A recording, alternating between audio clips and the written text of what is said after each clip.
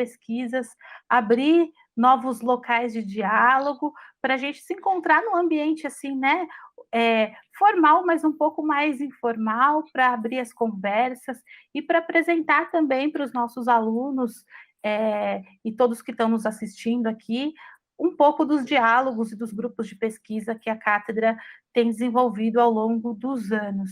Essa é uma iniciativa do projeto Cátedra Digital, que tem sido desenvolvido ao longo de todo esse ano, está começando a dar alguns resultados muito interessantes, assim, né, de criar canais digitais de divulgação das nossas pesquisas e de todos os trabalhos que têm sido feitos na cátedra ao longo dos últimos anos. Um pouco dos diálogos, sem me alongar muito, eu quero passar a palavra para a professora Vera Lúcia Amaral Ferlini, que é presidente da comissão gestora da Cátedra Jaime Cortesão da USP, para falar um pouquinho sobre os projetos da Cátedra Jaime Cortesão e da Cátedra de História e Cultura Luso-Brasileira. Das nossas boa tarde a todos, também agradeço a disponibilidade e principalmente essa possibilidade muito, de termos eu quero passar a palavra contato para a professora Vera Lúcia Amaral por esse Ferlini, que é universo presidente da digital, comissão gestora da de alguma Cátedra forma facilita, tira o calor, para mas facilita e nos permite uma série de atividades. Eu devo dizer que eu me sinto extremamente orgulhosa e honrada por essa iniciativa. Orgulhosa porque é uma iniciativa de jovens pesquisadores que foram criados na cátedra, especialmente o Luiz Otávio e a Natália. A iniciativa partiu deles, eles fizeram contato com os professores, coube a mim apenas, digamos, patrocinar no sentido de indicar, de aparar algumas arestas e de manter um diálogo com eles. Eu me sinto também honrada com essa parceria com a Universidade Autônoma de Lisboa, com a presença aqui do Miguel, da Aline, da Maria Luísa, que deve entrar, Maria Luísa Jaquinet, e da Roberta, que vai tentar entrar, principalmente nos intervalos que houver de aula. Eu me sinto ainda honrada por estar ao lado de colegas como a Iris e o Rodrigo, né, que eu acompanhei muito da trajetória de ambos, a Iris já praticamente como colega, aquela jovem cheia de iniciativas. É interessante ver agora esses jovens também com iniciativa.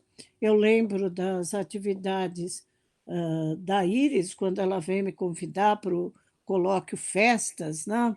E essa iniciativa que foi grandiosa, isso acho que foi final da década de 90 ainda, a Iris na época já com o seu mestrado concluído.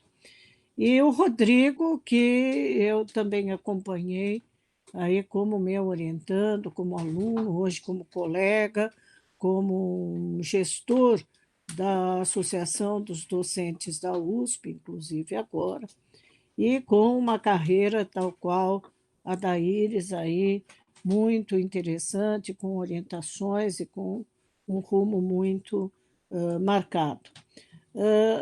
Eu acho que devo ressaltar a importância da cooperação com a Universidade Autônoma de Lisboa e de como essa cooperação levantou essa ideia no grupo de História e de Cultura da Universidade Autônoma de Lisboa, de criarem essa cátedra de estudos luso-brasileiros. O nosso contato começa, eu creio que em 2000.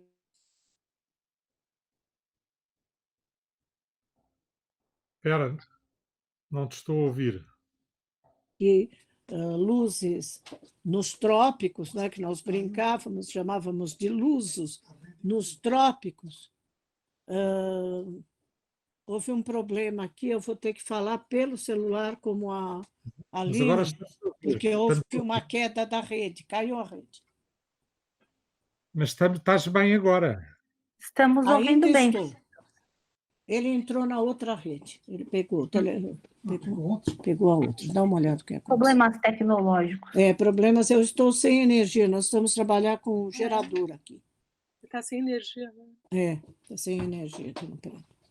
Bom, então em 2006, acho que 2005, 2006, um participante do Luzes nos Trópicos teve ideia de me apresentar ao Miguel, e aí começou a nossa parceria com o seminário que organizamos em 2007, 2008, em Portugal e no Brasil, sobre a vinda da família real, né? Aquele grande seminário foi o nosso marco de contato. O Miguel participou de outras atividades da cátedra, e que nessa altura eram conjuntas com a Biblioteca Brasiliana, né? Com o Pedro, com a Iris, com a Ana Paula, lembro-me bem dessa, veio o Diogo, etc., o Tiago, foi um seminário, foi sobre a... Você lembra O arco qual? do cego, o arco do cego. Do Arco do O Arco Cego, do foi Cego. sobre o Arco do Cego. E foi feito, inclusive, lá na Pinacoteca do Estado. Nesse período também, nós pudemos usufruir da possibilidade de enviar estudantes nossos para intercâmbio em cursos de graduação. Então, isso foi interessante. O Bruno foi um dos que participou diretamente, o Eduardo indiretamente. E o que eu tenho a dizer desse acordo com a Universidade Autônoma, porque aí nós refizemos em 2018, 17 e 18, um convênio entre a Universidade Autônoma de Lisboa e a Universidade de São Paulo. Nós já tínhamos feito um, venceu, fizemos esse, e esse agora pelo prazo de 5 anos, portanto, vigindo até 2022. Nessa altura, nesse momento, principalmente em 2016 e em 2017, em que eu estive em Portugal com a professora Ana Paula Torres Megiani, o Miguel nos apresentou a ideia da formação dessa cátedra. Fizemos várias reuniões, a Aline participou, e foi extremamente prazeroso ver a cátedra, então, iniciando o seu funcionamento, acho que a partir de 17, 18 e 19, já com a participação de vários colegas nossos nas atividades, com palestras, a Iris, o Pedro, o Rodrigo, participaram com palestras, eu própria, no âmbito da cátedra. Também numa iniciativa da cátedra e da própria universidade, foi a criação de um programa de masterclass, que nós iniciamos o ano passado, ainda muito experimentalmente, com a minha participação, e este ano deveria contar com a participação da professora Iris e da professora Ana Paula.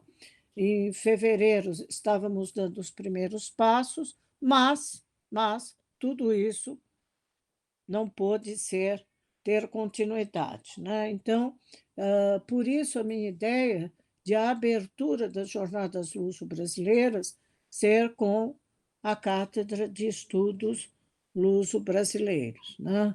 E com todas as possibilidades que o contato e a relação com a Universidade Autônoma nos permite, né? E nos tem permitido. Eu agradeço esse espaço, gostaria agora de passar a palavra para o professor Miguel, vamos abreviar, Figueira de Farias, abreviando o nome. Muito obrigado, Vera. Gostava de vos cumprimentar de novo. É para mim um grato prazer rever, posso dizer, pese embora a vossa juventude, velhos amigos, né? Porque parecendo que não, esse encontro já foi há 12, 13 anos, isto o tempo passa de uma forma fantástica. Eu queria dizer que foi muito inspirador para nós ver a experiência que a Vera desenvolvia na Cátedra Jaime Cortesão e dada a cumplicidade que eu sempre tive com a cultura luso-brasileira, com a história do Brasil colonial e não só, tínhamos esta vontade de estreitar estes laços, criar, de facto, uma plataforma de intercâmbio que permitisse densificar esta relação. E então a Vera já explicou basicamente a ideia.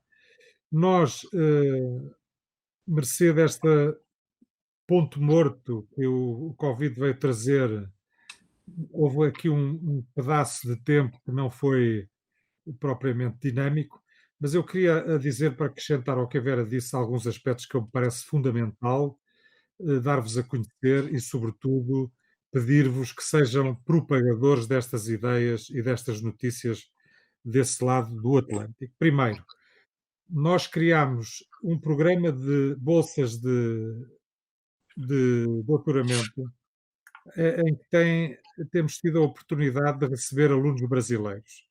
Neste momento, temos 3 bolseiros brasileiros, nenhum deles, por acaso, da Cátedra, ou vindo pela Cátedra, porque não, até agora isso não se proporcionou, mas temos recebido já alunos para outros níveis de graduação, de alunos da Universidade de São Paulo. Agora, a novidade é que estamos a pensar criar um programa, mantendo esse programa de bolsas de doutoramento, estamos a pensar criar um programa de bolsas de pós-doc.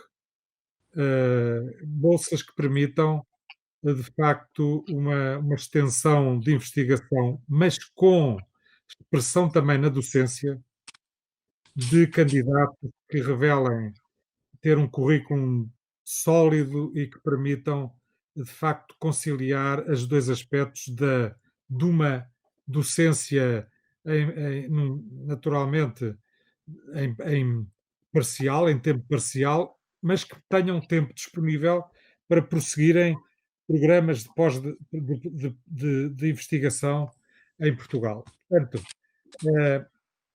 eu devo dizer que hoje mesmo passei a pasta ao meu colega Frederico Vidal como diretor do departamento, porque, como eu já informei à Vera, eu vou ter que fazer um mandato na Agência de Acreditação e Avaliação do Ensino Superior em Portugal. Portanto, eu vou estar, mantenho-me como professor, evidentemente, mas não posso ter a responsabilidade de órgãos de gestão nesta posição.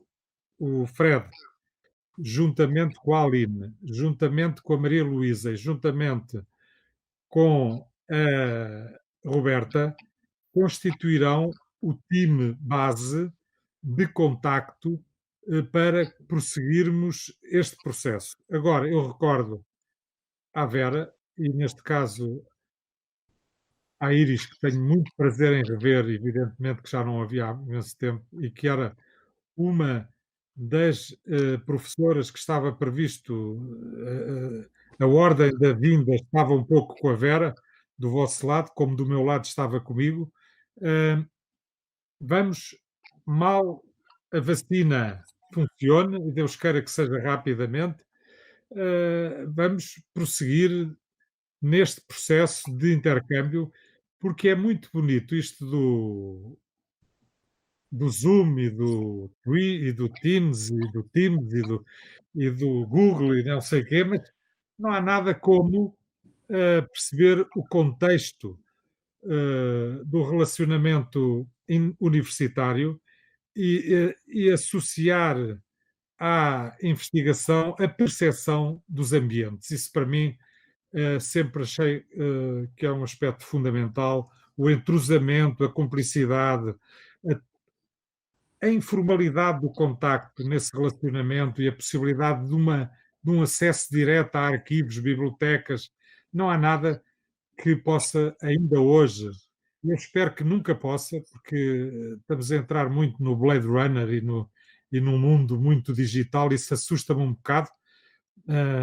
Temos no nosso lado uma fã absoluta disso que também trabalha connosco, que é a Madalena Mira, como sabem. Ela deve ter aí um avatar dela já a flutuar em alguma comunicação, em algum canal digital, não sei bem aonde, mas enquanto nós pudermos privilegiar o contacto pessoal, eu diria que isso é muito importante. Portanto, juntamente com a Vera, justamente que comigo somos um pouco não queria usar um termo muito formal, mas a ideia parte desta nossa cumplicidade, graças a Deus, estabelecida aqui há mais de uma década já, mas nós teríamos que dar agora passos, e conto com a Aline, porque é a única do nosso lado aqui presente, para que nós começássemos a formalizar as comissões científicas, as comissões executivas, toda essa parte, o trabalhar o estatuto, trabalhar o protocolo e aprofundarmos efetivamente, Vera, este relacionamento, porque nós, tudo isto deve ser feito numa perspectiva de continuidade, de termos presente a passagem às próximas gerações deste legado, que eu acho muito importante, ainda hoje falei nisso na nossa reunião, acho muito importante sensibilizar a necessidade de passar o testemunho às próximas gerações. É claro que a Vera, que é um verdadeiro, permita-se-me o termo, trator de ideias e de projetos, não é substituível. E eu tenho isso bem presente, e por isso foi um enorme prazer que ela iniciasse formalmente este protocolo das masterclasses e que interviesse no nosso fórum regular de formação da graduação e pudesse simultaneamente conferir também com conferências para um público alargado no âmbito da cátedra. Portanto, Vera, Iris, Rodrigo, Natália, todos os presentes, Luís Otávio, é um enorme gosto ver-te aqui também. Espero que esse trabalho esteja já concluído ou em vias disso. Parabéns, então. Ano. Natália já sabia, parabéns também.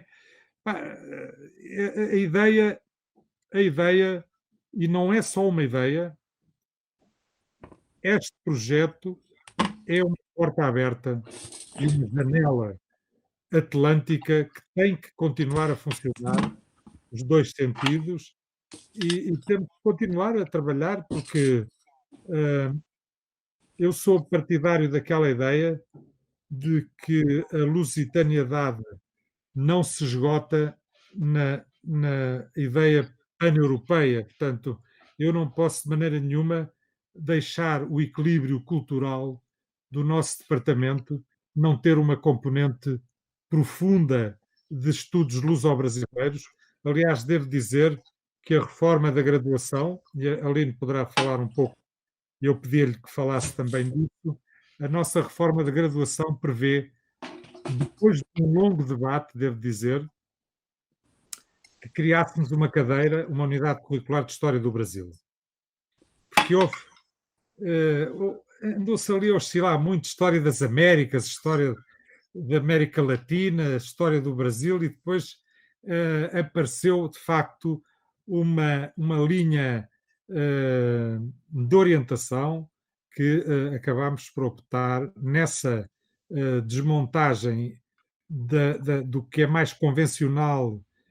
A ideia foi começar a diluir o europocentrismo da nossa graduação, que de resto é uma constante transversal na oferta de graduações em Portugal, começar a desmontar esse europocentrismo numa perspectiva mais global, numa perspectiva mais eclética de todos os contributos para a civilização de matriz portuguesa e os contributos naturalmente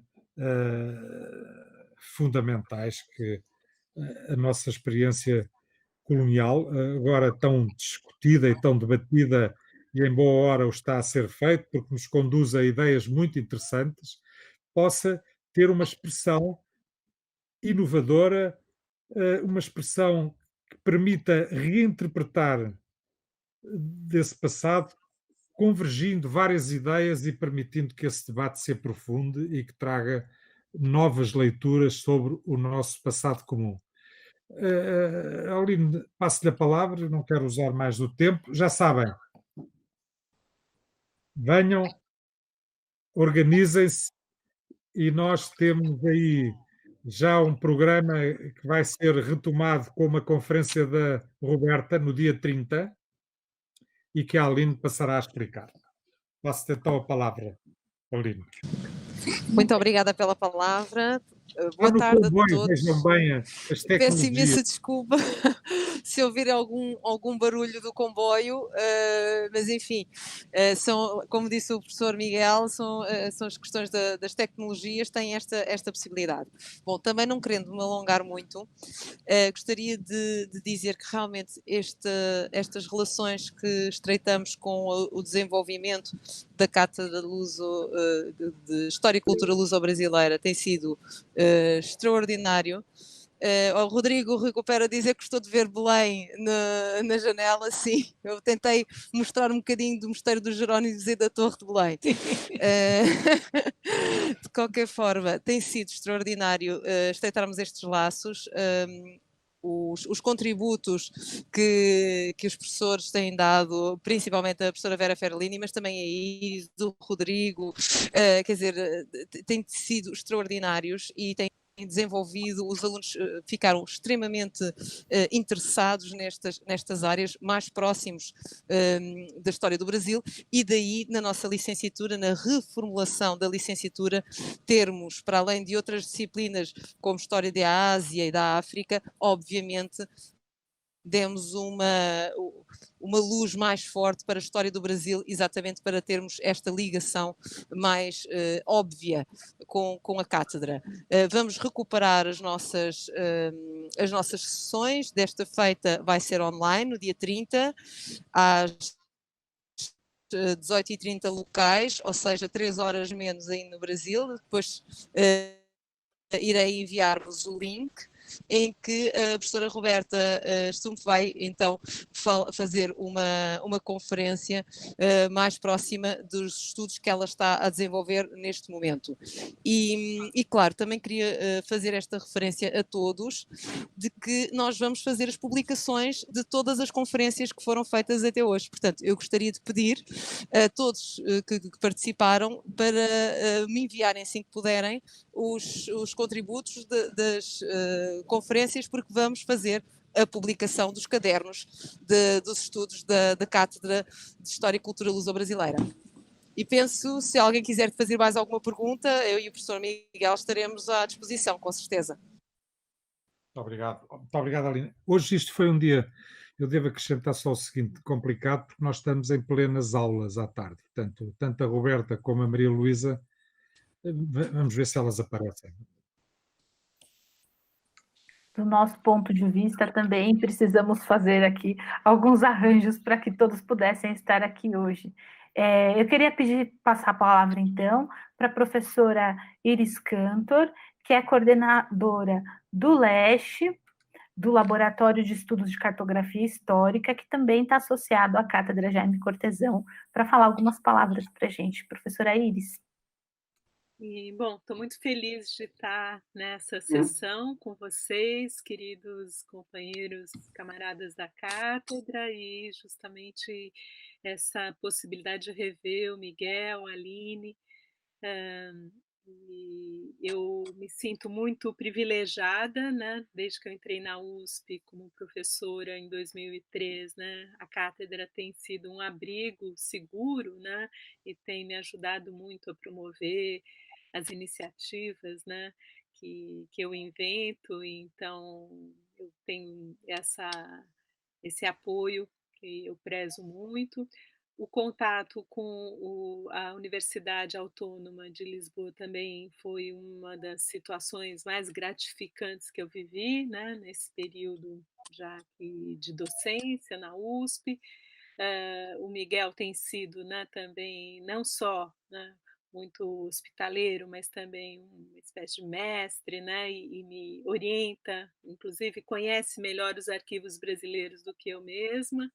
Então eu acho que a oportunidade de participar desse convênio é extremamente, profícua, né, eu tenho já deu alguns resultados, mas eu tenho certeza que vai ao longo dos próximos anos, né, ter uma contribuição sólida para a nossa área de pesquisa e de estudos luso-brasileiros, e não só do período colonial, mas também, no campo da arqueologia, do patrimônio material edificado, do patrimônio documental, do patrimônio bibliográfico, e é isso que eu queria conversar um pouquinho com vocês. Eu imaginei que essa reunião fosse uma reunião fechada e levei um susto, né? Falei, isso aí vai ser transmitido. Fiquei até um pouco ansiosa, falei com a Vera falou, não se preocupe, fala o que você quiser. Então, eu queria propor, olhando um pouco as disciplinas que são oferecidas na Universidade Autônoma de Lisboa, e esse perfil que, para nós, é muito necessário, que consegue conjugar, né, direito, relações internacionais, humanidades digitais, história e patrimônio. Eu queria lhes propor, né, uma espécie de projeto, né, ele teria que ser necessariamente algo compartilhado na área justamente de tombamento, né, de acervos documentais e bibliográficos. Vocês sabem que no Brasil, desde 2007, né, o programa Memória do Mundo Brasil está ativo, já tombou 111 itens dos acervos brasileiros, e quase a metade do acervo tombado é relacionado com o período colonial, não é? As candidaturas são feitas pelas instituições, mas podem também ser feitas por pessoas físicas, e o programa Memória do Mundo é dirigido, né, coordenado, foi criado pela Unesco e implementado a partir dos anos 2004, 2003, né? Ele existe tanto na escala nacional como na escala ibero-americana e caribenha, e tem o Memória do Mundo global, não é? Consiste basicamente em tombar itens que são peças singulares, únicas, né, de valor identitário, não é? E que tem, digamos, e que não são substituíveis, né, por outros documentos. Podem ser séries documentais, pode ser um livro, a legislação, os regulamentos do programa, eles estão mudando recentemente, até porque com essa discussão sobre a devolução de objetos, né, e uma desconstrução, né, de certas categorias que predominavam, né, na área patrimonial, que acabavam reforçando, né, um certo etnocentrismo. O programa vem sendo reformulado pela Unesco em Paris, mas ele é muito interessante e ele exige que as instituições e os profissionais tenham alguma capacitação para preencher os formulários de candidatura. Então, eu fiquei imaginando, né, como seria interessante fazer um curso que contasse um pouco a história da partilha de acervos, né, seja de empréstimos, de devoluções, de resgates entre Portugal, Brasil, né, inicialmente. Tem vários convênios luso-brasileiros desde o século XIX, né, iniciativas que foram feitas pelo Instituto Histórico Geográfico Brasileiro, iniciativas que foram feitas pelo Itamaraty, mais recentemente a iniciativa do resgate, tem o Coluso. É uma maneira de, digamos assim, capacitar os novos historiadores, as novas gerações. O Miguel falou, né, em preparar as novas gerações para desafios, e eu estou jogando, é uma ideia que me ocorreu, francamente, hoje de manhã, porque o programa, nesse momento, o programa brasileiro, né, da Unesco, Memória do Mundo, está parado com a entrada do novo governo, né? Não houve, digamos, possibilidade, o governo dissolveu mais de 800 comitês e o programa Memória do Mundo, que está alocado no Arquivo Nacional, né? Também recebia verbas do Ministério da Cultura, isso tudo o Ministério da Cultura já não há mais, então a situação é um pouco de limbo, mas a ideia dos membros desse comitê, que eu faço parte, é um comitê que tem renovação a cada 2 anos, né? Eu ainda tinha mais um ano de participação nesse comitê, formado por 18 membros, representantes de arquivos oficiais, governamentais e também bibliotecas públicas ou privadas, né? Especialistas em diferentes áreas, desde conservação até na área de catalogação, por exemplo. E é um comitê muito interessante. Se a gente passa ali o olho na lista, né, do acervo tombado, é verdadeiramente fascinante. Então, as famosas matrizes, né, do Arco do Cego, por exemplo, foram tombadas em 2011. Tem uma série de mapas importantes também, conjuntos cartográficos, mas tem atas da Câmara, tem toda a documentação do Tribunal da Relação da Bahia, que para a nossa área são essenciais, né? O que eu acho interessante? Eu acho que nós do comitê, antes das candidaturas, oferecemos cursos no Brasil todo, né? Nos deslocamos e tal, antigamente tínhamos até financiamento para treinar, né, os historiadores ou arquivistas ou bibliotecários, né, fazer uma espécie de capacitação para que eles pudessem preencher as candidaturas adequadamente. As candidaturas, os formulários exigem expertise, uma expertise que passa também por conservação, por técnicas, por humanidades digitais, porque se espera que o acervo tombado, que tem a chancela da Unesco, também tenha uma visibilidade depois, né, que o acervo ganha a chancela, então tem que se pensar em disponibilização pública e ferramentas de busca e essa coisa toda. E eu acho que esse eu tinha conversado rapidamente com a Vera, não sei como é que vocês... eu deixo essa ideia, uma ideia que, enfim, para se elaborar ainda de maneira muito rascunhada, né? Um esboço, e se houver interesse, pode ser também uma área de desenvolvimento de cursos, né, para formação ou uma coisa paralela. Eu vejo. Isso é interessante. Estou a ouvir o meu eco, não sei porquê. Mas bem, nós temos neste momento os 3 ciclos de estudo ativos, doutoramento, mestrado e licenciatura, graduação, e neste momento estávamos a preparar um doutoramento em arqueologia e património com uma grande componente digital, de humanidades digitais, que já é uma unidade curricular que existe no âmbito do mestrado. E que evidentemente hoje em dia introduz uma metodologia muito eficaz no domínio da gestão da informação, que permite avançar com uma rapidez muito maior do que uma pesquisa tradicional. É um facto, não vale a pena. Eu sou do tempo, aliás, tenho um livro em publicação na imprensa nacional que se chama A Idade do Papel, não é?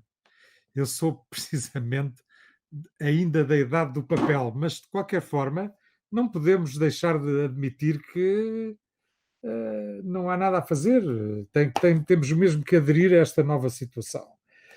Agora, este doutoramento que nós estamos a criar está ligado também a uma cátedra Unesco, que é coordenada pelo Luís Osterbeck, do Instituto Politécnico de Tomar, e que é um dos principais entusiastas da ideia. Eu acho que não há nada como pôr-vos em contacto, equipas, em pequenas equipas de projeto, porque uma das deficiências que nós temos encontrado na nossa organização é a excessiva dependência de A ou de B, uma gestão muito centralizada, e que eu me tenho esforçado por descentralizar e por criar equipas de trabalho autónomas, e agora vai ter mesmo que ser, não é? Porque, como eu vou sair, vão ter que se organizar autonomamente em grupos de trabalho. Eu vou continuar a trabalhar na Catra, evidentemente, mas peço já à Aline que ponha o Telmo em contacto com este grupo, e o Adolfo e o Luís Osterbeck, que eu gostava que vocês conhecessem também este projeto e, quem sabe, não poder fazer convergir, como nós falhámos por uma questão de segurança e robustez do projeto, a apresentação na janela, que era agora em novembro. Vamos ter um ano todo para preparar este projeto. Também o Covid não ajudou nada. De maneira que estamos a tempo de introduzir aqui novas valências e novas ideias, e isso pode ser muito interessante, pôr-vos em contacto com este grupo de trabalho, que é um grupo de trabalho que tem enfim, como é que dizem no Brasil? Tem um pique, não é? Que tem uma velocidade de tração que é bom para quem tenha, de facto, muita disponibilidade e muito tempo para acompanhar o ritmo que eles introduzem no processo, porque, sinceramente, eu com as milhares de coisas, a Natália ri-se, mas é verdade. Eu já começo a ficar um bocadinho perro. Não sei se utilizam esta expressão aí, mas...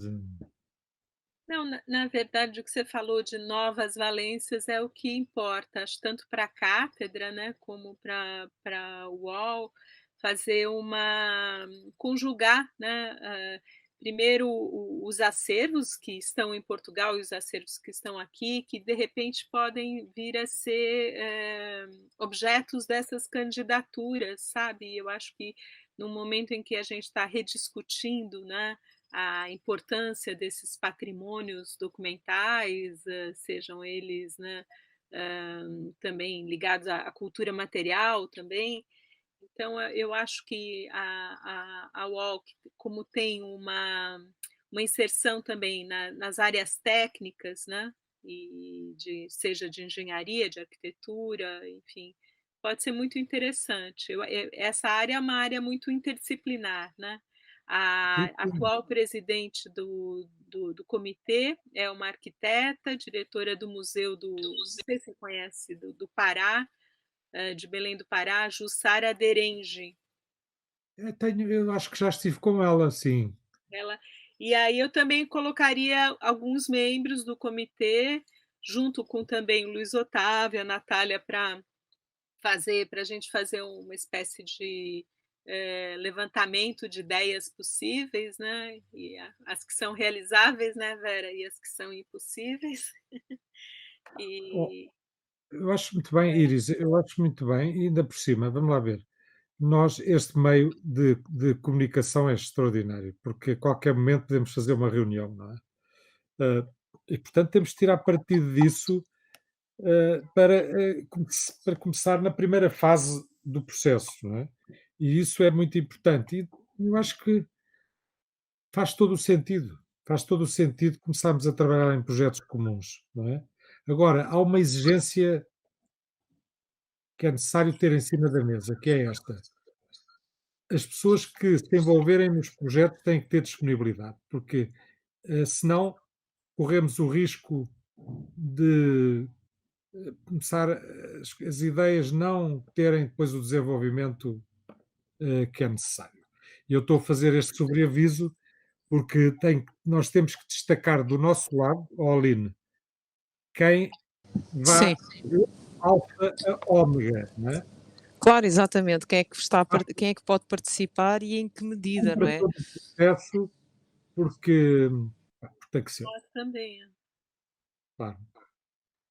Porque esse é o segredo do sucesso, não é? É fundamental. Portanto, ehm, eu acho que podíamos, depois à Aline, passar esta mensagem à Roberta e à Luísa e poderes transmitir-lhes o que se passou nesta reunião, para depois associarmos o grupo de arqueologia, o Telmo e o Adolfo e o Luís Osterbeck, a este processo. Não é? Sabes que esse projeto era também muito interdisciplinar. Movimentava pessoas da área das relações internacionais, pessoas da liderança, porque tínhamos também o propósito de criar liderança na área das humanidades, de criar pessoas de gestão que também são necessárias, hoje em dia estão em todo o lado, evidentemente, e do ponto de vista de toda a técnica documental, nós temos também essas valências nos nossos cursos, das ciências documentais, da catalogação, conservação, Maria Helena Cruz Coelho. claro. Agora, Inclusive, a gente pode envolver também o engenho dos Erasmus, né? Nesse projeto. Nós temos inclusivamente o Instituto de Artes e Ofícios, que em tempos teve cursos de restauro e conservação de papel. Perfeito. Depois não tem havido sessões desse curso, porque normalmente são cursos com pouca procura, pá, infelizmente, não é? Mas podemos reativá-los a qualquer momento, não é? Não são cursos tendentes de grau, entenda-se. São cursos de especialização nessas áreas, não é? Mas eu imaginei um curso rápido também, coisas mais de capacitação. Não seriam cursos assim de mestrados, doutorados. Acho que seriam mais cursos para inserir os novos profissionais num mercado que é crescente. Quer dizer, a gente vê na USP uma demanda crescente por cursos de humanidades digitais e como é que lida com conservação, enfim, não sei se é uma dinâmica mais do nosso público, mas aqui é uma área que eu acho que está em expansão. Não sei se eu estou correta. Expansão completamente. Olha, a Posso? Vera está a pedir a palavra. É só uma inserção em relação a isso. Lembrando que no âmbito da cátedra nós temos uma ex-pós-doc, mas uma grande pesquisadora, que é a Tatiane Cristine da Silva. Tatiane é especialista em conservação de papel, etc. Ela que cuida e que praticamente gere, mesmo à distância, a nossa biblioteca, toda essa questão técnica. Mais do que isso, ela é hoje professora na Universidade Metropolitana de Santos, que tem o único curso de graduação em arqueologia em São Paulo, certo? Ela é professora desse curso, foi colaboradora de todo o projeto, né? Participação ativíssima de todo o projeto do BNDES, na sua fase principalmente do levantamento dos bens históricos, arqueológicos, culturais da Baixada Santista e da elaboração do site que nós fizemos, que é um site interativo, com roteiros, com com os dados de cada sítio, etc, etc. Então, acho que seria interessante colocar a Tatiane nesse setor. Ela, inclusive, deu um curso rápido para os nossos estagiários e bolsistas da questão de conservação em papel, certo? Exatamente por causa do trato não só da nossa biblioteca, mas da biblioteca de um projeto que nós estamos desenvolvendo, chamado Biblio-Lusitana, que une os acervos, você sabe, da cátedra com um acervo muito interessante, que é o acervo do professor Massou Moisés, que foi catedrático de literatura portuguesa na USP. E esse acervo foi doado para a Casa de Portugal, e pediu, então, o nosso auxílio. Nós estamos trabalhando com 4 bolseiros, justamente digamos, na catalogação desse material e na disponibilização ainda muito precária de um catálogo para as pessoas consultarem e saberem o que existe nessas bibliotecas. Então, acho que é interessante isso, saber desses projetos, e principalmente na medida que a cátedra da UAU é de História e Cultura Luso-Brasileira, e a cátedra Jaime Cortesão também tem esse perfil, como que esses acervos, como esse de literatura, muito grande, tem cerca de 25 mil volumes, né?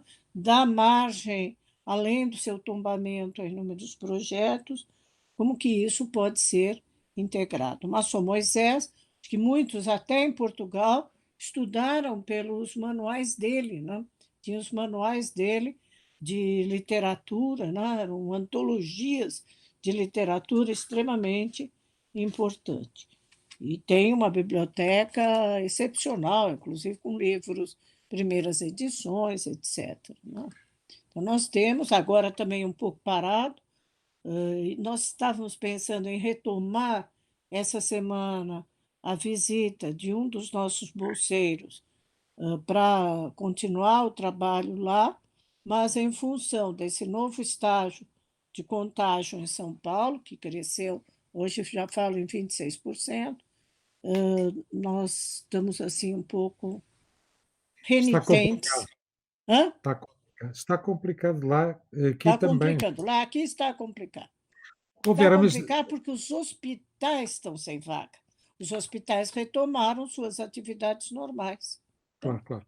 Então, mas isso era apenas para lembrar o caso da Tatiane, que pode ser um contributo grande, tem uma grande prática nisso, em museologia, no ensino de história para a área de arqueologia, trabalhou durante muito tempo em Santa Catarina, nesse campo, né? E agora está na Universidade Metropolitana de Santos, que tem esse curso específico de arqueologia. Então, acho que E nós temos uma grande troca com a UMES, né? Com a Metropolitana de Santos. Vou aproveitar, então, a oportunidade para saudar a professora Tatiane, que está assistindo a gente pelo YouTube. E já aproveito. Nós estamos a ser acompanhados no YouTube, tens uma ideia? Estamos sendo acompanhados ao vivo no YouTube. Agora nós somos digitais aqui na cátedra. Mas qual é o universo da audiência? Não temos ideia, não é? Temos 34 pessoas acompanhando a nossa reunião agora. 35, ó. Atualizei, tempo real. Retenho aqui alguns aspectos. Vera, fiquei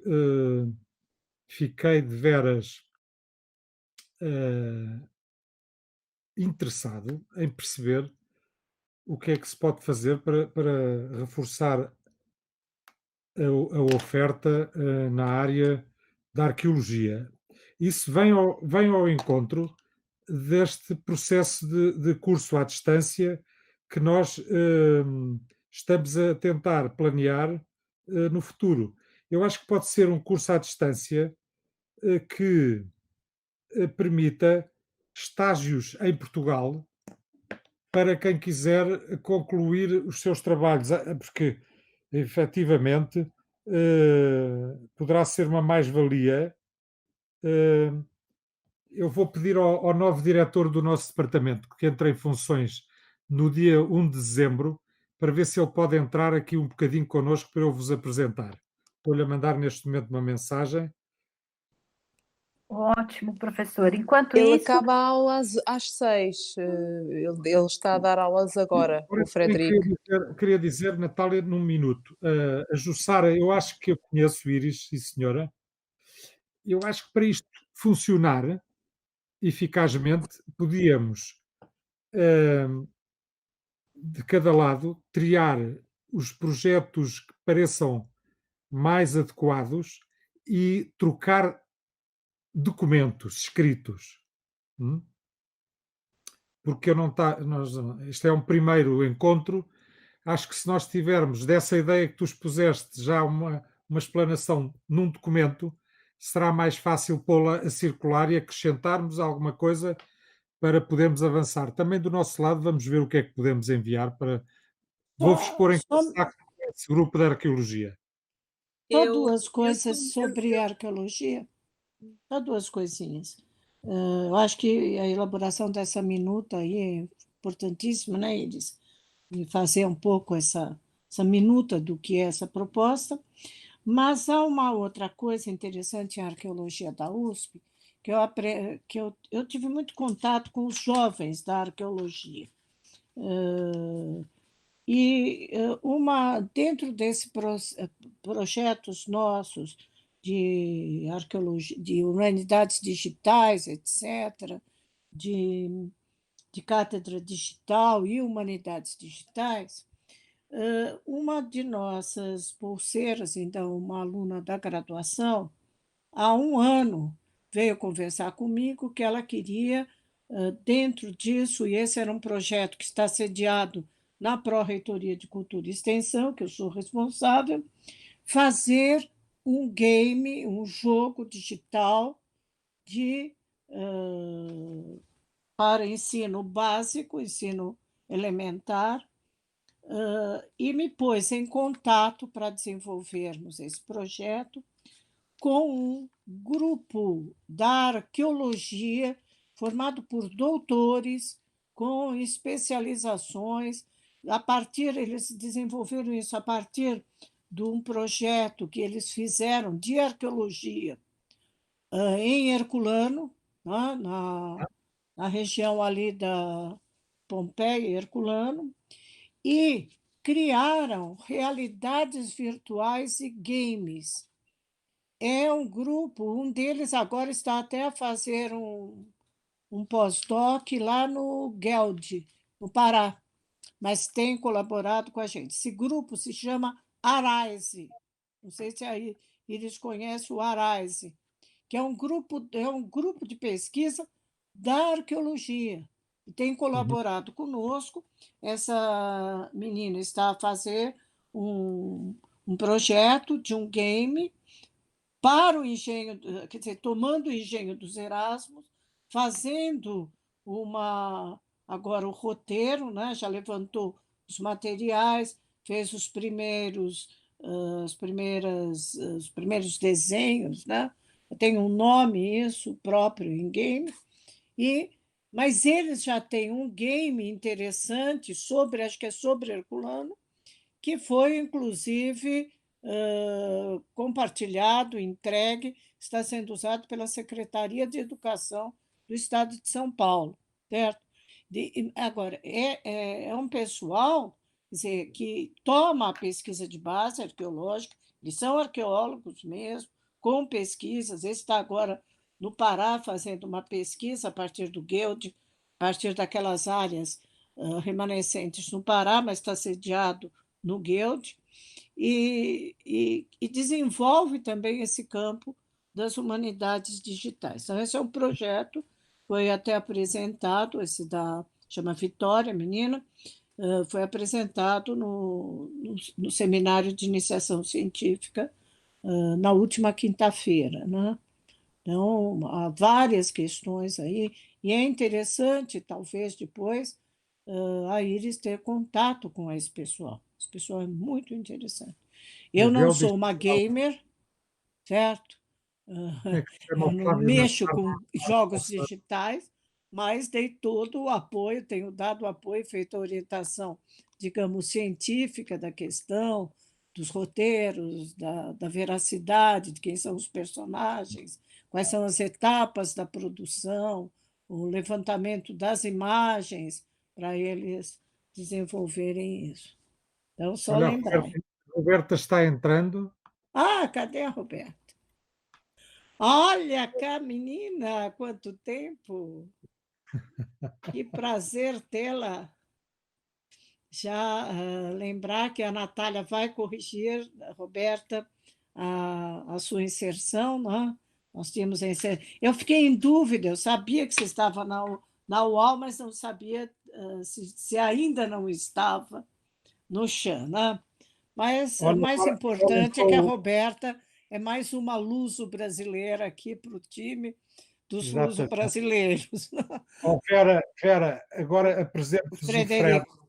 Frederico Vidal. Prazer, Frederico. Ele é nascido em Lyon, mas já é luso-francês.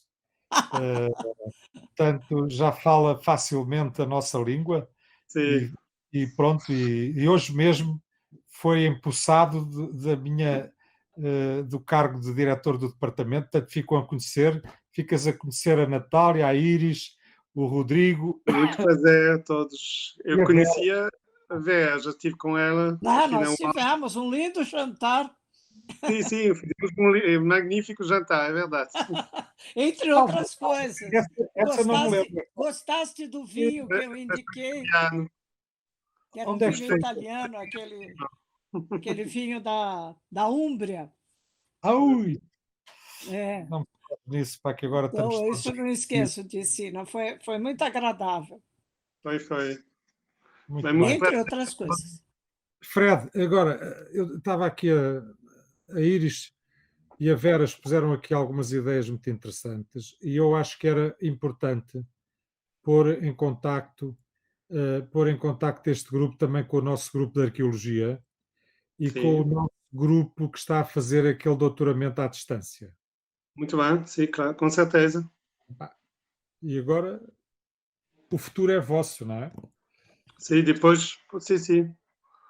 Depois podemos se combinar exatamente como é que se concretiza estas parcerias, sim, claro. Estão a ver? Não menti quando disse que ele já dominava o português. Pá. Sim, perfeitamente. Depende. Muito mais do que a gente possa dominar o francês. É da minha parte. Acho que Olha, seria nós- interessante dar a palavra à Roberta, que está aí espremendo um horário entre as aulas, E né, o Roberta? Rodrigo também não falou ainda, não é? Não, mas é que a Roberta está espremendo horários aí. Roberta, você está sem microfone, você podia pôr o som. Liga o som. Peço desculpa a todos pelo atraso também. Eu acho que eu já cumprimentei, mas não me ouviram porque eu estava sem o microfone. Peço desculpa. Eu já falei para os alunos que vou começar um pouquinho atrasada para ter tempo para ficar um pouquinho aqui, e você já deve ter perdido muita coisa. E, portanto, não tenho, assim, tanta pressa. Então, se quiserem falar antes de mim, o Rodrigo, que ainda não falou, por favor, fiquem à vontade, depois eu posso me pronunciar como quiserem organizar. Ou falo eu agora? Acho que Vera? sim, acho que seria interessante Sim?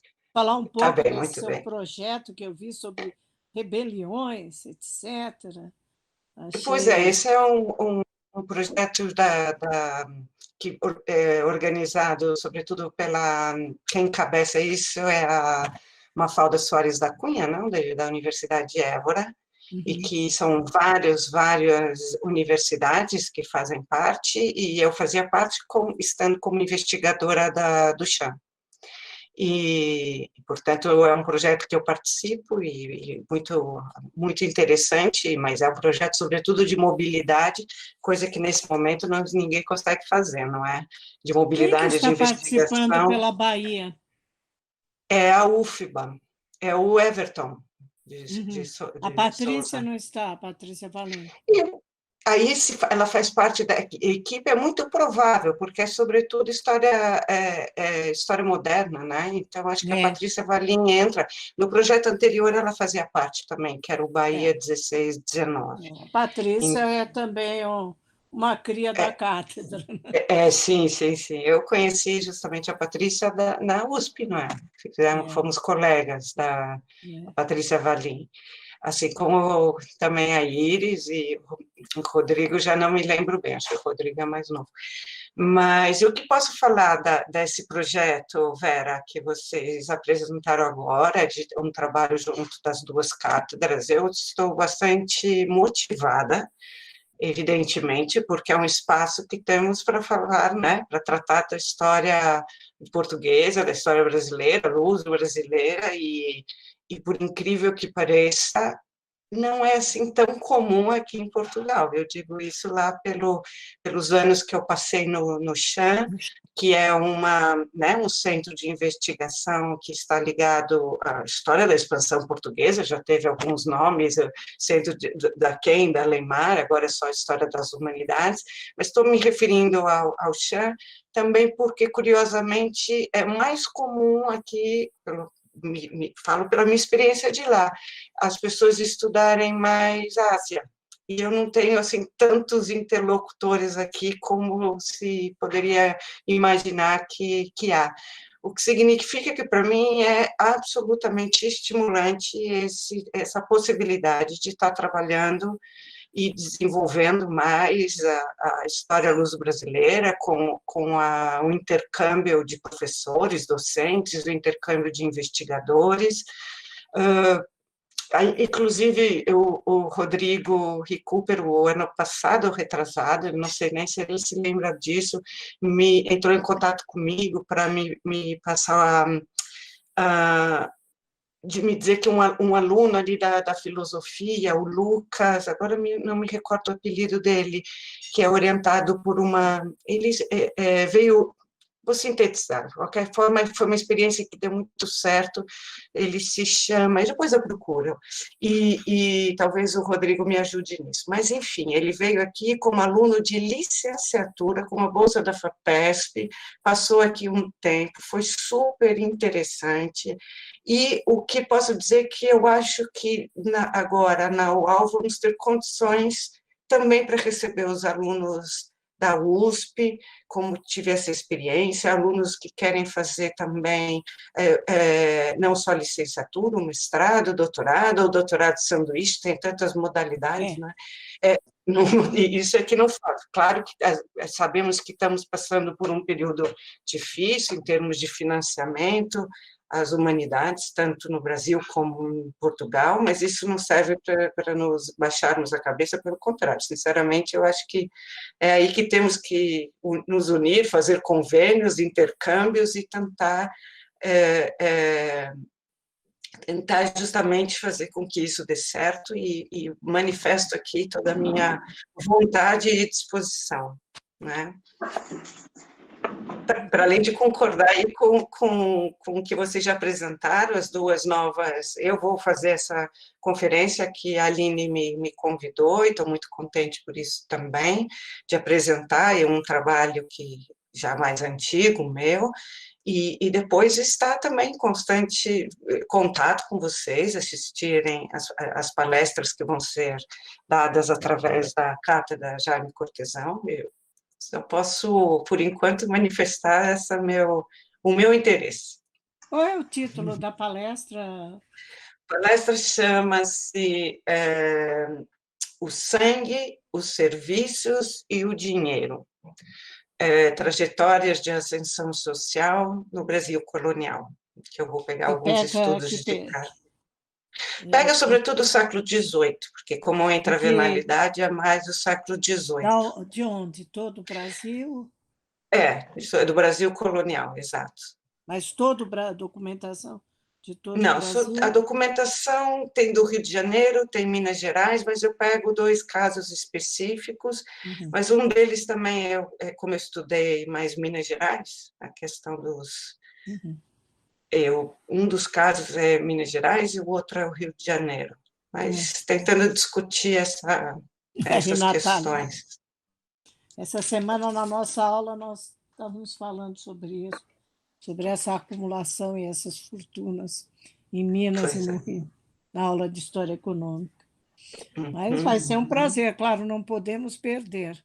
Tá? Muito obrigada, Vera. Na segunda-feira, o difícil são as terças-feiras, que eu dou aula, a Iris dá aula na quarta e quinta.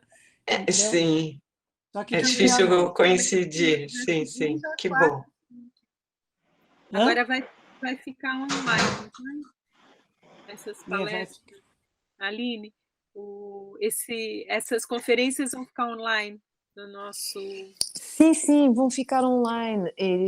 Nós vamos enviar entre hoje à noite e amanhã vamos enviar o cartaz juntamente com o link que vai estar disponível a partir das 6h20, portanto às 13h20 da tarde daí, do dia 30. E depois serão gravadas, vão ficar Sim, gravadas? sim, a ideia é exatamente essa, ficarem gravadas para serem disponibilizadas juntamente com outras conferências que já foram gravadas e que estão sendo editadas privadamente para ficarem online, disponíveis, bem como, e é aqui eu volto a frisar a necessidade de ter as vossas apresentações por escrito para nós fazermos, exatamente, para fazermos as publicações dos cadernos, que eu acho que seria muito importante e acho que seria um marco. Aliás, o professor Miguel Faria forçou muito, sublinhou muito esse projeto de passarmos para a escrita todas as magníficas apresentações que temos tido enfim, e darmos continuidade em várias linhas, não só na investigação, mas também na publicação do que estamos fazendo conjuntamente com vocês. Eu gosto muito desse sotaque gaúcho. Gaúcho. Está uma mistela, Mas quando ela quer, Gilmar, ela fala gaúchês bem arretado, como diriam os nordestinos. Vocês, do vosso lado, não querem, enquanto estamos nesta fase de confinamento, proporem também uma conferência por Zoom ou outra? Conferências desse tipo, individuais. Não, eu até posso fazer um convite no início do semestre que vem de História Ibérica, acho que vai ser em abril, a gente vai fazer uma mesa redonda no âmbito dessas jornadas luso-brasileiras da cátedra. A gente pensou numa jornada sobre ensino de história e historiografia luso-brasileira, quer dizer, como que a história do Brasil aparece nos livros didáticos portugueses e como que a história portuguesa aparece nos livros didáticos e manuais brasileiros. Quem sabe a Roberta não se entusiasma em fazer parte Sim. dessa mesa, ou você, enfim. Acho interessantíssimo, Iris. Mas essa proposta do Miguel foi de fazer, como a Aline está organizando, essas conferências individuais, de fazer essa troca. Isso é uma outra coisa. Para mantermos um programa... Sim, vamos fazer. Eu já tinha pedido para cada um deles... Material. As jornadas em si podiam ser também material para esses volumes, não sei. Sim, sim. Aí, sim, perfeitamente, completavam os volumes, claro, com certeza. Sim. Se calhar propunha do nosso lado. Rodrigo. Podíamos passar a palavra para o professor Rodrigo. Então vamos ouvir o Rodrigo, então. Boa tarde a todos. Bom rever os colegas neste ano, né, tão difícil, que não só a gente não vê as pessoas de Portugal, a gente não vê os colegas da própria cidade, né? Com algumas exceções, a gente está aí ainda num grande isolamento, né? Pensei só em pontuar algumas coisas que eu acho que são importantes para a gente pensar muitos projetos. Eu acho que o mundo digital, obviamente, né, falar mobilidade, ele veio para ficar, né, não vai... possivelmente, muitos dos encontros acadêmicos não serão mais encontros físicos, né? Isso me parece, né, inclusive por questões econômicas. Não sejas tão pessimista, não sejas tão pessimista. Não, eu imagino que muitos encontros não vão se realizar mais de forma física, né? Porque aí entra o problema do financiamento, né? E a gente sabe que os detentores do dinheiro na academia, na ciência, adoram encontrar argumentos para não financiar as coisas. Então, bom, já que está todo mundo aprendeu a usar o Zoom, então por que você vai viajar com um financiamento público para uma reunião de um dia ou dois? Então, acho que assim, acho que o meio digital tem vantagens e tem desvantagens. A gente tem que tentar minimizar as desvantagens e aproveitar as vantagens, né? Eu também, particularmente, sou do papel, né?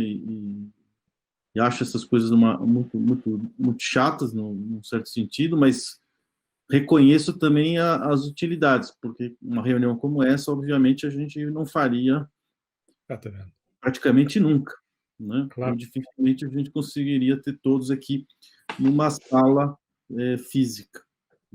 Eu acho que no caso desse mundo digital, eu acho que o maior desafio é articular a imensidão de possibilidades com o seu aproveitamento, porque também a gente corre o risco, né? Eu acho que esses atalhos do mundo digital também vão criando talvez uma cultura da não erudição, né? Que eu acho que a gente tem que combater particularmente com as novas gerações, porque vai lá no Google, vai não sei aonde, pega um documento, nem precisa ler o documento todo, faz lá uma busca de palavra e não sei o quê, e no final das contas a gente tem um mundo de documentos, mas acaba conhecendo fragmentos. Então, acho que a gente tem que ter isso em mente, né? Não podemos, né? Como os livros, né? Enfim, acho que isso é uma questão que me preocupa particularmente, né? E outra coisa que me preocupa, assim, acho que a gente tem que aproveitar as potencialidades. Então, por exemplo, fazer uma rede de disponibilização dos links, das conferências, né? Porque, no fundo, os pesquisadores de determinados temas estão espalhados pelo mundo, né? Então, a palestra da Roberta pode ter aqui o seu público, ou pode ter um público mundial, mas que muitas vezes nem vai ficar sabendo que teve essa palestra. Então, acho que é importante que nessas várias redes, né, de intercâmbio, a gente consiga difundir aí as nossas atividades virtuais, né, para que a gente tenha, então, possibilidade de ampliar um público, que eu acho que talvez essa seja a grande vantagem, um público mais interessado, e muitas vezes a gente faz umas atividades, acaba tendo um público presencial meio circunstancial, não necessariamente as pessoas que estão mais interessadas naquele assunto. E quando a gente coloca uma conferência, digamos assim, mundial, a gente pode ter talvez um público não necessariamente maior, mas um público provavelmente mais interessado ou realmente mais preocupado com o assunto. Eu acho que essa é uma vantagem importante, né? E que a gente precisa implementar. Né? E acho que isso é uma coisa. Das tarefas, né, das atividades comuns, eu acho que também existe um espaço muito grande. O difícil, que me parece, né, aí eu vou falar talvez aqui como sindicalista aqui da universidade, é que a gente tem hoje em dia muitas exigências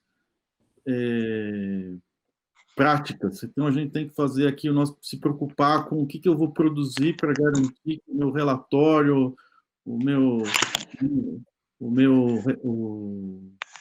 seja aprovado e eu não tenha problemas, né, com as comissões de avaliação, né? Miguel, que vai para uma agora?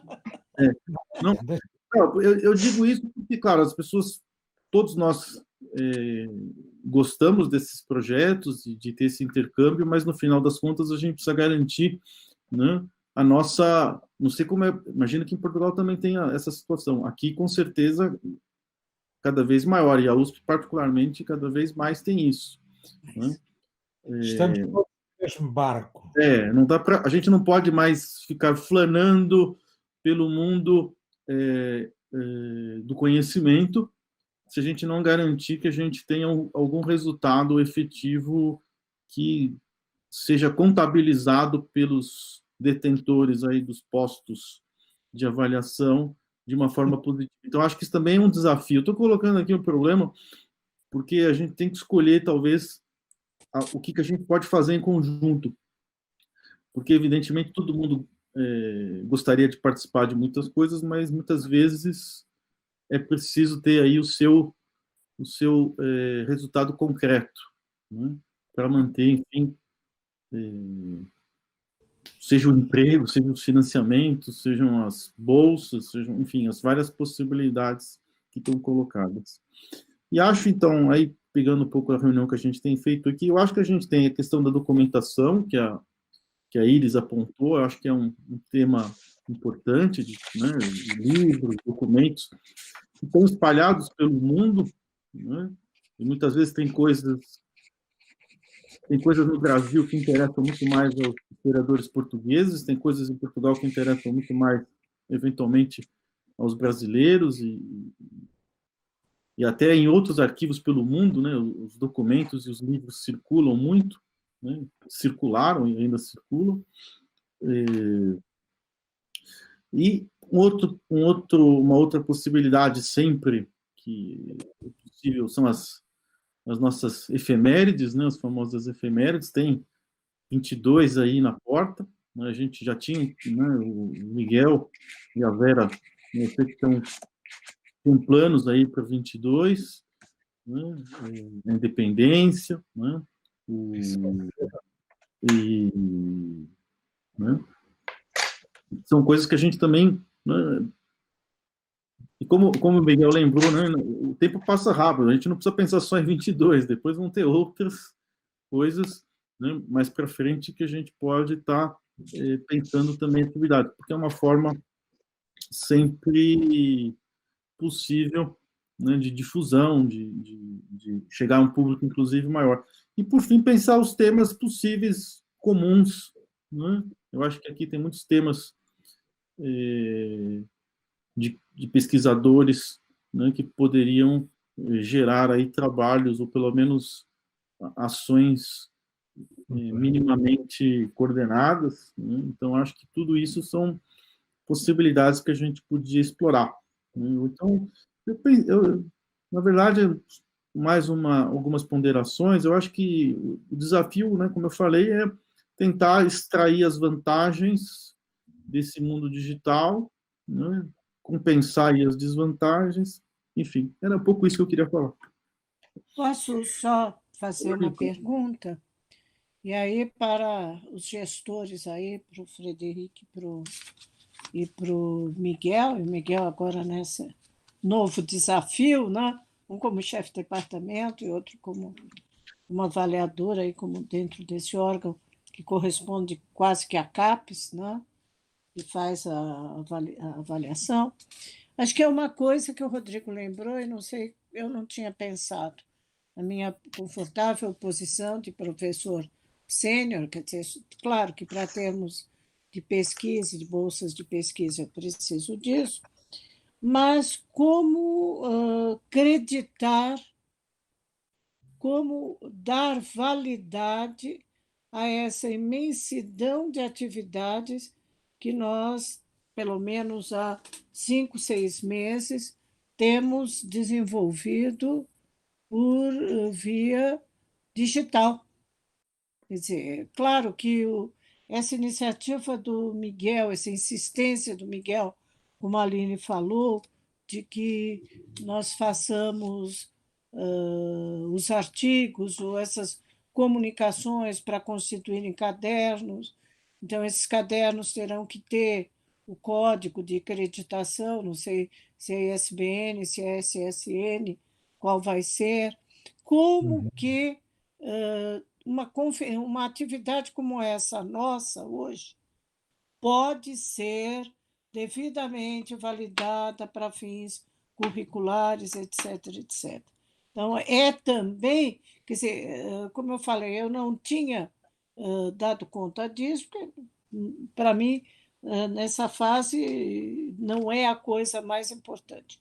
E principalmente porque as agências de fomento dão mais valor exatamente aos artigos científicos, artigos publicados, a níveis das revistas em que os artigos foram publicados.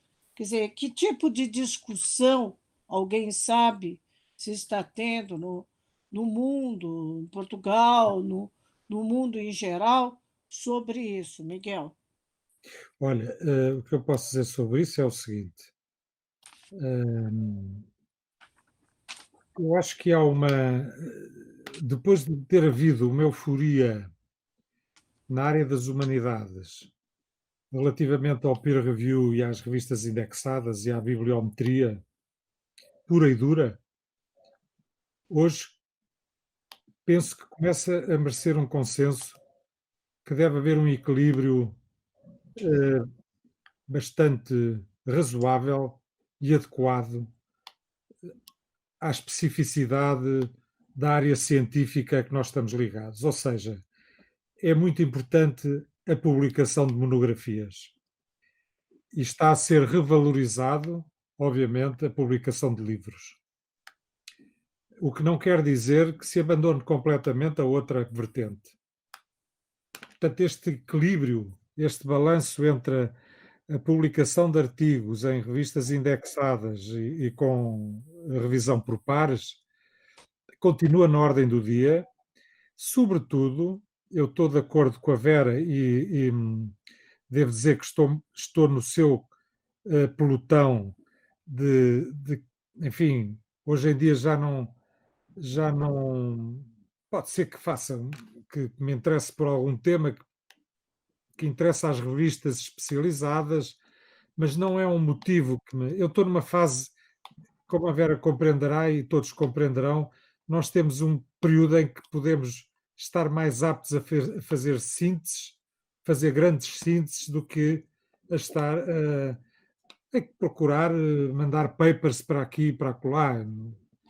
O que não quer dizer que não o façamos, quer dizer, temos que ter a flexibilidade para estar nas duas frentes. Agora, isso é absolutamente fundamental para quem está no pelotão dos 50, dos 40, dos 30.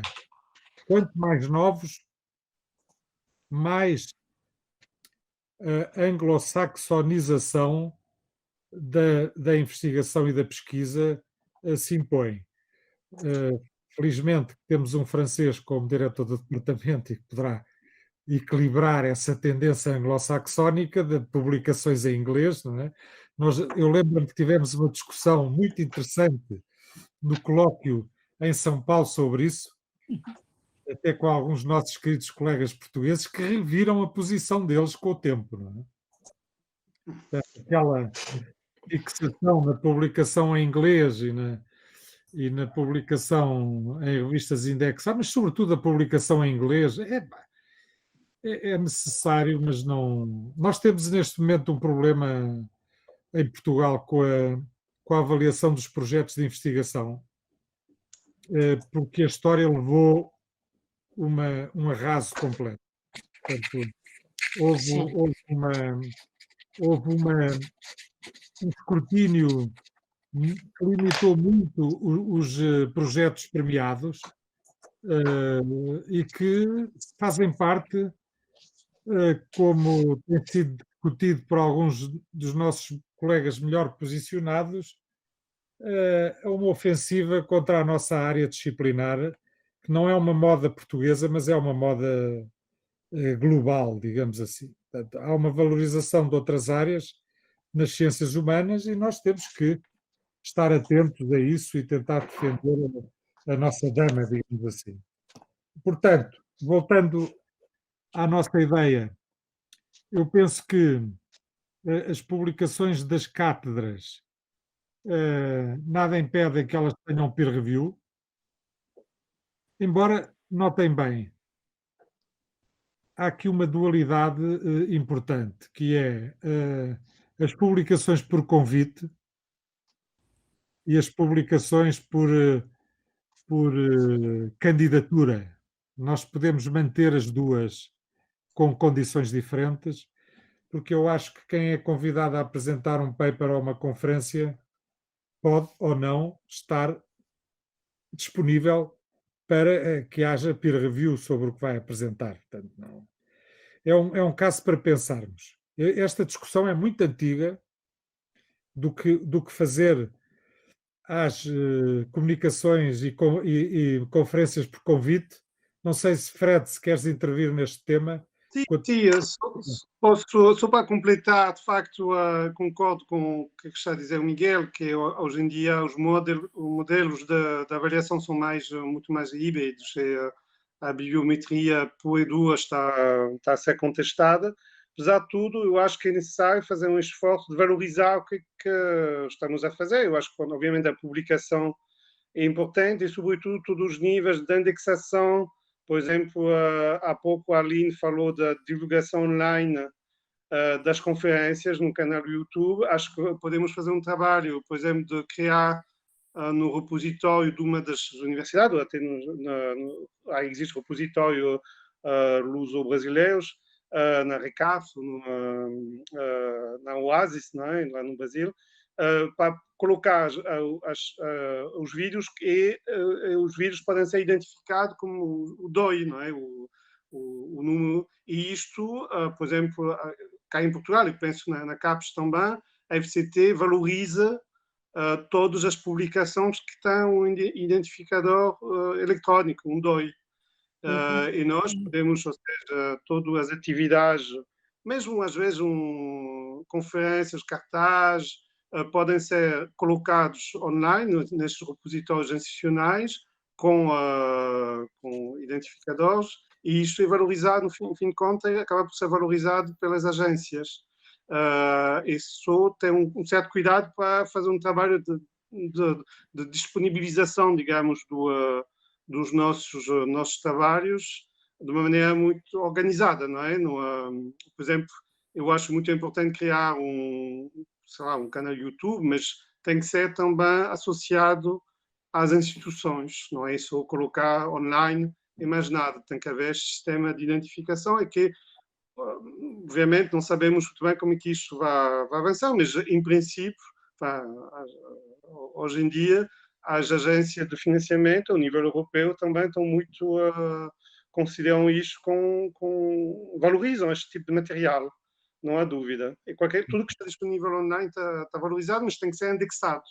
E isto, eu sei que ao nível da UAL, provavelmente no âmbito destas colaborações, podemos arranjar um sistema de divulgação, de indexação dos nossos trabalhos de maneira sistemática. Existe, por acaso, estou a falar disto porque estive ligado antes durante algum tempo, um projeto luso-brasileiro de Open Edition, ligado ao acesso aberto, e que é mesmo entre Portugal e Brasil.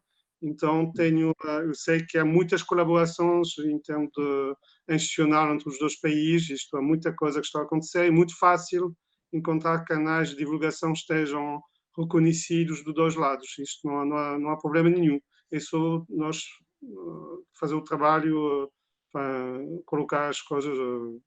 Sei, por exemplo, tudo o que está no repositório da UAL está também nos repositórios automaticamente indexados no Brasil. Então, e o que está na USP está também indexado cá.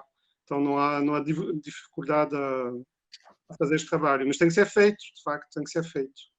A Aline quer se despedir, vai para a aula, não é?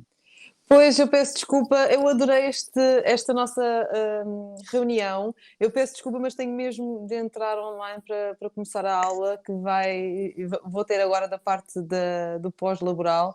E, claro, contem sempre comigo para o que for necessário. O Frederico tinha toda a razão.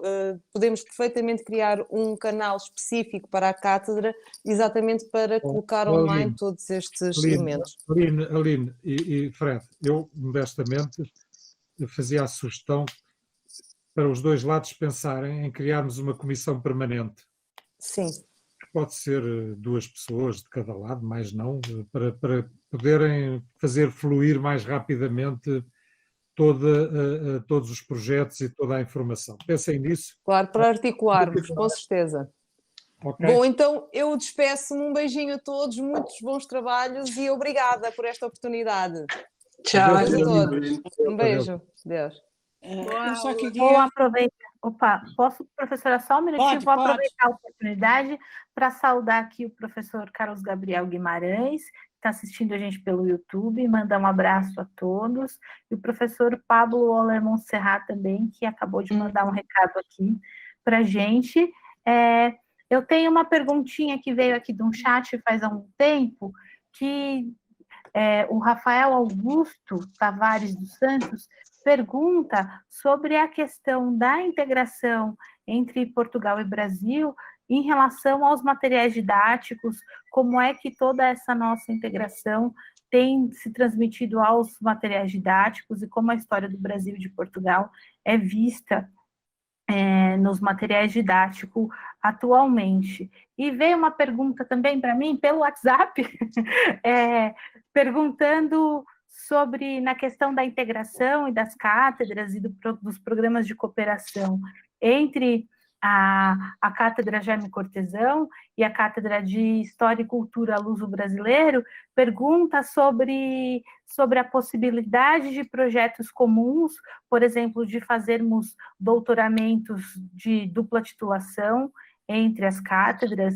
e projetos de pós-doutorados, de ministrarmos disciplinas e fazermos trabalhos comuns no âmbito de pós-doutorado, numa parceria entre as duas cátedras. Ele pergunta mais especificamente para a professora Vera Ferlini e para o professor Miguel Faria, que coordenam o trabalho das cátedras. Acho que, por enquanto, é isso.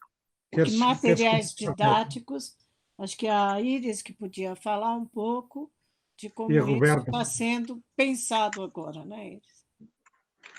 Bom, essa pergunta do Rafael, não é? Rafael? Isso. Agradeço o interesse dele. Realmente, eu acho que esse é um âmbito que a gente precisa ainda compreender melhor, quer dizer, como é que a historiografia produzida na universidade nos últimos 20 anos, né, tem impactado os manuais e livros didáticos, livros de divulgação científica. A gente percebe que tem uma espécie de abismo, né, entre a riqueza da produção historiográfica e, digamos, da sua tradução nos materiais de difusão. Então, eu acho que é um problema, né, que ainda merece investigação. Eu acho que isso vai ser objeto da nossa discussão em abril, entre colegas aqui. É uma ideia que surgiu no âmbito das jornadas luso-brasileiras, né, proposta pelo Luiz Otávio e pela Natália. Rapidamente, eu posso dizer que não há uma correspondência, né? E nem seria normal se houvesse tempo de produção de uma tese, de circulação, né, dos conhecimentos produzidos na universidade mais lento, né? As editoras também, muitas vezes, de livros didáticos, fazem propostas mais convencionais, né? E no meio dessas duas, digamos assim, desses dois polos, né, da sociedade civil, nós temos também as agências governamentais, os programas que orientam, né, o BNCC, programa, no caso do Brasil, que vai ser também objeto a gente vai apresentar um pouco as diretrizes do BNCC, tanto para o ensino fundamental e médio. Agora parece que o governo quer fazer também orientações no âmbito da licenciatura, e nós queremos conhecer um pouco como é que funciona em Portugal, quais são os parâmetros curriculares, como é que as editoras de livros didáticos atuam. Então vai ser um encontro ainda, o primeiro talvez de uma série de encontros, cada um dos colegas convidados, né? Além da Roberta, eu sugeri ao Luiz Otávio, né, Mafalda Soares da Cunha, né, também representando um projeto grande que tem um escopo ibero-americano, e o Pedro Cardim. E além do nosso lado, né, tem a professora Ana Paula Megiani e o professor Francisco Martim. Então vai ser uma rodada, eu espero que seja uma rodada de muitas, né? Todos Muito nós bem. temos nas nossas Você áreas. permite talvez a Roberta possa me esclarecer. Eu me lembro, Roberta, e tem a ver com isso, Iris. Há uns 4 anos, eu jantei com o Jorge Pedreira, e o Pedreira, naquela altura, estava trabalhando nesse nível de produzir materiais didáticos, ou estava entrando em algo assim, não é, Roberta? Estava na Leia, se eu não me engano. É. É, Mas já não está. Creio.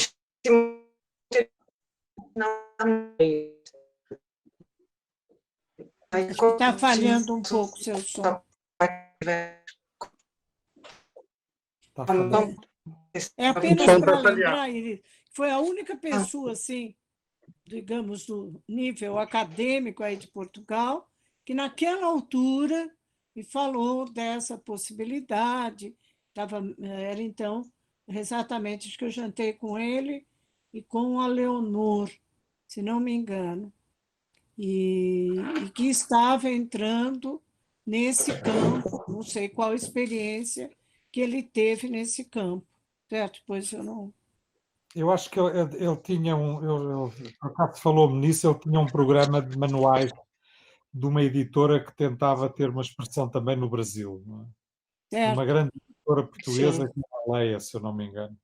Tá bem interessante, talvez até um contato com ele Sim, nesse acho campo, que porque é o único que eu conheço em Portugal, assim, que o Jorge mais Pedreira, acho recentemente tem trabalhado uma com ótima isso. ideia. Ótima ideia. Em relação à área ibero-americana, a Roberta pode sempre falar com a Nancy, não é? Com a professora Nancy Gomes.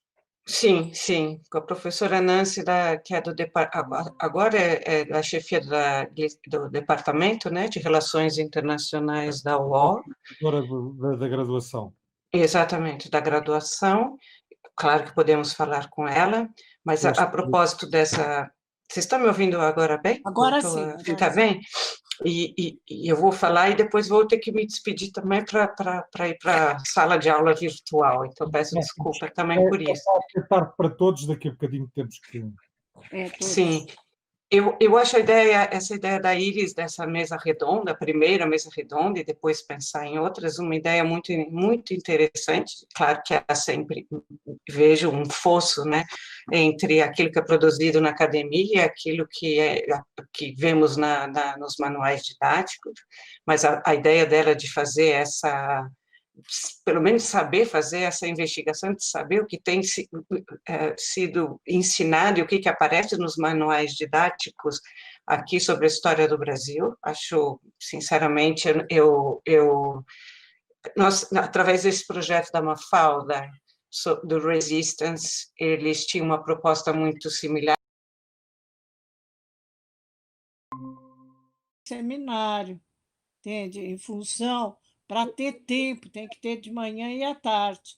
Ou talvez fazer uma coisa espalhada, né? Quer dizer, fazer uma mesa, duas mesas, faz uma num horário e a outra no outro, para dar oportunidade. Porque acho que ninguém tem tempo agora nesses tempos de ficar, né? Eu, por exemplo, hoje tenho 4 atividades.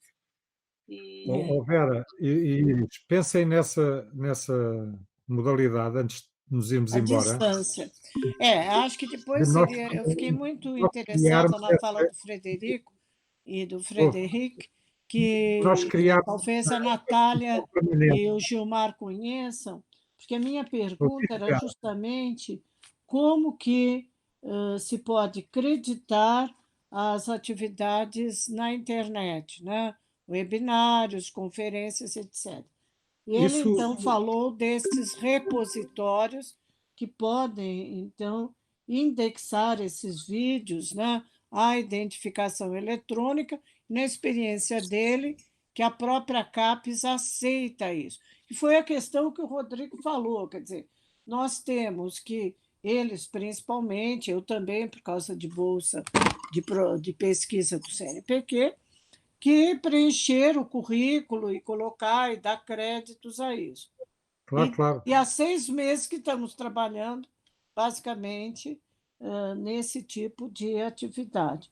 Então, acho que depois é algo que eu gostaria de ter mais informação, são sobre essa identificação eletrônica e esses repositórios de que ele falou. Ele falou Mas isso tens o Fred Vidal, que pertencia a um grupo de trabalho que estava a estudar as questões do Open Access em Portugal e a nível internacional, e tens a Madalena Mira, que é uma Sim, a Madalena Mirra está aqui logo apoiante no do começo, Open Access, epá, não pode haver. por causa Agora, desse grande projeto da Cátedra Digital e do Atlas, dos Atlas que nós estamos produzindo, que são atlas documentais e cartográficos que estamos produzindo. agora, eu insistia nesta ideia de criarmos uma comissão permanente que não tem que ser, eu sei que nós, eu falo por mim, a minha vida é um inferno atualmente de compromissos e de.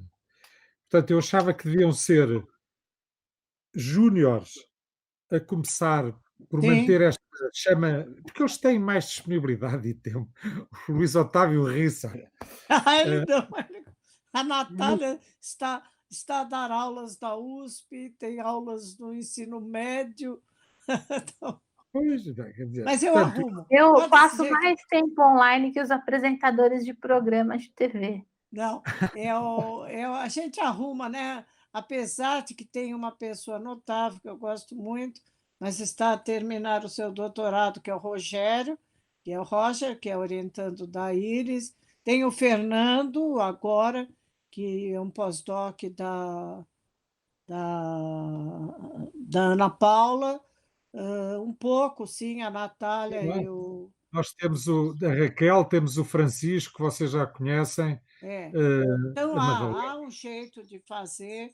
O Pablo está mais atrapalhado, mas pode ser que o ano que vem o Pablo, ele que está nos ouvir, no ano que vem, ele está atualmente com uma bolsa da Biblioteca Nacional, uma pesquisa da Biblioteca Nacional, está a dar aulas também no departamento em História Moderna. Tem o Peruso, o Eduardo Peruso. Então, acho que tem. E tem o Lucas orientando da Iris também, né, Iris? Para os Tem bons bastante. projetos, sempre arrumamos tempo. A gente arruma. Tendo projeto, a gente arruma a vítima. Exatamente, exatamente. Bem, eu agora estou manifestamente em inferioridade numérica, porque já sou o único resistente deste lado. Isto demonstra bem o carinho que eu tenho por este projeto. Estar aqui convosco é para mim muito gratificante. E eu sugeria que passássemos a ter reuniões cíclicas.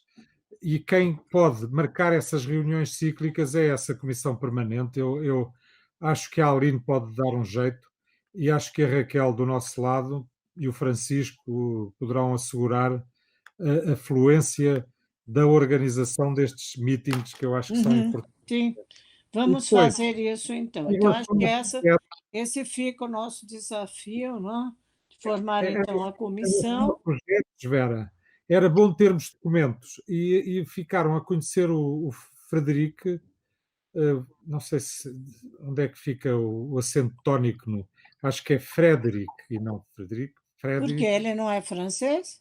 É francês, é Frederic, não? Como é que. Não, acho que é Frederic. Frederic, que eu É me lembro Frederic. por causa do Morro. Frederic, exatamente. Frederic. O Frederic poderá. Ele também tem muito interesse por este projeto. Ele, de resto, já esteve no Brasil e vai ser interessante também vocês conhecerem um bocadinho melhor. Bom, eu vou dar uma tarefa. Eu conto sempre uma fábula para os alunos, quem trabalha comigo, que é a fábula da Assembleia dos Ratos. Que os ratos estão lá a querer resolver um problema com o gato, fazem uma assembleia e há uma ideia muito brilhante de que se deveria amarrar um guiso no pescoço do gato. Quando o gato aparecesse, os ratos sairiam correndo. Então, aí tem aquele ratinho impertinente que, no meio da assembleia, levanta a mão.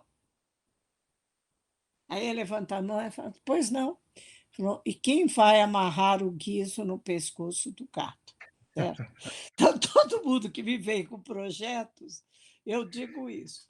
Então, como quem teve a ideia e que eu falei, tudo bem, a gente leva adiante e vocês amarrem o guiso no pescoço do gato, acho que a primeira coisa para o Luiz e para a Natália é fazer uma breve memória da reunião de hoje. Eu sei que o Luiz anota tudo, né?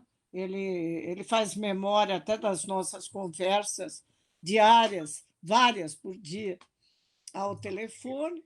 Então, se ele podia fazer, a Natália dar uma revisada e nós enviarmos essa memória a todas, certo? E já pensarmos, e vocês ajudarem a pensar, na constituição dessa comissão permanente do nosso lado, mas principalmente, se pensar na comissão, pensar quais são as tarefas dessa comissão, certo? E quem vai fazer o quê, né? Então, acho que isso do ponto de vista prático aí, tá bom? A montante disso, podemos criar a comissão científica da nossa cátedra com convites para vocês que nós vamos fazer. E uma comissão executiva que fica mais do nosso lado, embora deva ter alguém também vosso, não é? Tá certo, então, Miguel, eu quero deixar você à vontade para as suas atividades ainda, embora já saindo do departamento, mas enfrentando esse novo mundo aí da avaliação e das validações, né, desses comitês, hoje bastante complicados. Interessante você ter chamado a atenção de que em Portugal ainda o peso dos periódicos ainda é muito grande. No caso da CAPES, a CAPES tem um sistema hoje para a área de humanas chamado Qualis Livros. Ela tem o Qualis Revistas, Qualis Periódicos, mas tem o Qualis Livros, certo? Porque há um peso já há alguns anos, há uns 10 anos, só que nós temos que enviar os PDFs dos livros publicados, entende? Tudo isso é avaliado. Então, isso aqui no Brasil já se faz. Muito bem. Não aqui também, mas ainda não há muito a ponderação do que é que vale o quê, portanto, estamos um bocado ainda... Enfim. Então, eu, da minha parte, gostaria de agradecer a todos, aos colegas que participaram com suas ideias, a Iris principalmente, aos organizadores, Luiz Otávio e Natália, ao Miguel, e gostaria de passar a palavra, então, a vocês agora, para finalizarem. A palavra é de vocês. Luiz, Iris, Natália.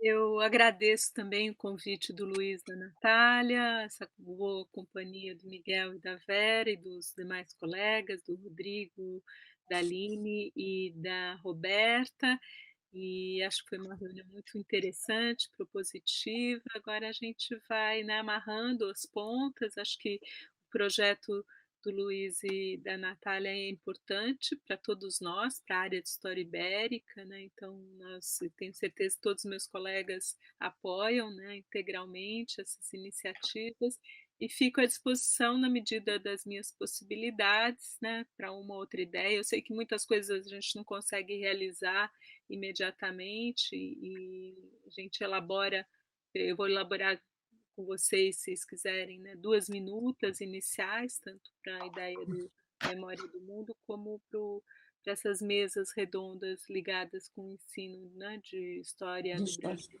e de História de Portugal. É isso. Obrigada, Vera. E Miguel, um prazer revê-lo. Saudades. Só não ouvi o Luiz hoje, ele está muito... Estou aqui, professor.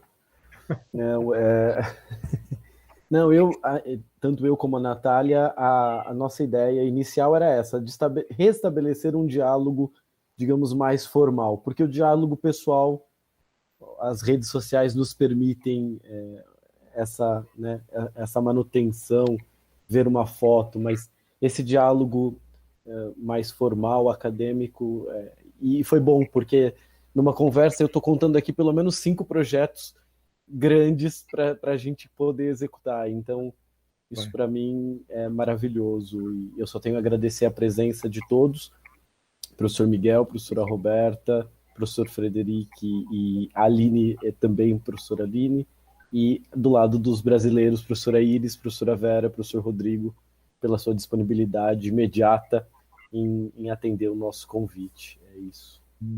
Muito obrigado. Natália, eu gostava muito de... isto é engraçado porque eu conheci-vos já há algum tempo e o tempo, esse grande escultor, como dizia a Margarida Yourcenar, é bom continuarmos ligados, comunicando, e foi uma ótima iniciativa que eu agradeço muito, porque sabem perfeitamente como eu milito nestas águas atlânticas. Portanto, é bom consolidarmos esta cumplicidade e contem comigo para o que for necessário e com a Universidade Autónoma, naturalmente, e com o departamento onde eu estou, e continuarei a estar como professor e continuarei a usar da palavra, mesmo no âmbito do departamento, continuarei a colaborar e a defender este projeto, que manterá alguma autonomia relativamente ao departamento, porque eu ficarei ligado à coordenação da cátedra do lado português, evidentemente. Portanto, já sabem. Gostei muito de vos ver, particularmente a Iris não havia há muito tempo, a Natália também não, o Luís Otávio a aparecer. Ainda bem que vocês estão presentes, e a minha querida amiga Vera, envio-lhe um abraço. Ela está agora entretida. Adeus, Vera. Natália. Obrigada a todos pela presença, pela disponibilidade. Eu sei que nesses tempos de isolamento nós estamos cada vez mais ocupados. O escritório invadiu nossas casas e sei que foi difícil para todos arrumarem um tempinho para essa reunião, mas a minha ideia aí do Luiz foi essa mesmo, de trazer projetos, novas ideias e de semear várias possibilidades agora, principalmente no âmbito do programa da Cátedra Digital e das novas iniciativas e da cooperação entre as cátedras e entre todos os amigos e pesquisadores aí do outro lado também. Muito obrigada pela presença de todos. Obrigado, Natália. Boa noite, então, para os colegas. Um abraço para todos e um abraço para a Ana Paula e para os restantes colegas. Sim, a Ana Paula está na congregação agora.